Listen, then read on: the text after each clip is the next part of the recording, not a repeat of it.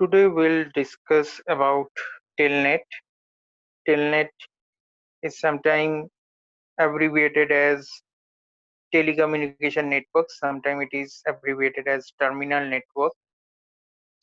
Basically, Telnet is used for remote login. Now, what is remote login? My own machine in the network is the host machine, and any other machine in the network is known as the remote machine. So, whenever from my own machine, host machine, I want to log in into some remote machine in the network, some other machine in the network. It is known as remote login, and that is possible through Telnet. One example of this, when a router is connected to my PC, uh, and from my PC, I can execute the commands of the router by logging in remotely from my PC to the router. Another example is, suppose we have a lab where we need both Windows and Linux operating system. One way to provide it to install both these operating system in dual boot mode. Another option is using virtualization software, and the third option is use a Linux server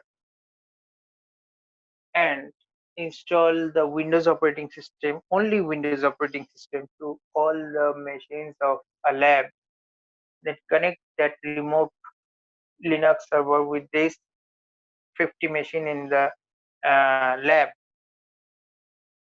Then uh, from this client machine of the lab, just boot in Windows operating system, open the CMD, that means the command mode, and give the command telnet. Then it will ask for the username and password. These usernames and password has to be saved in the remote server. Now, if this username and password exist in this remote server account, then it will authenticate the user, and user will be provided with the character interface mode, that means the command mode of Unix. So basically, this way remotely we can access all the commands in Unix. Now, will this telnet works as a client server architecture? That means the client part will work in the host machine, in the local machine, and the server part will work in the remote machine, and they will interact with each other. Now, our target is, we will show how a character flows from our own machine, host machine, to the remote machine. Whenever any user presses a character in his own machine, client machine, that character goes to the local operating system. According to our example, it is the Windows operating system. So whenever the operating system gets that character, that operating system will not interpret the character. Instead of doing that, it will pass it to the telnet client. Telnet client will convert that character into NVT character set before sending that character. Now, what is NVT character? NVT is the network virtual terminal character. Now, why it is required? Because any character, suppose A, how it is interpreted in Windows operating system, it may be interpreted differently in different operating system like Linux, Mac, etc. etc. So the character format used by the operating system must not be same. So what is the solution to convert the character in a particular character set, that is a network virtual terminal character set? which is understandable by all the operating systems. Now, after converting it to the NVT character set, that character will be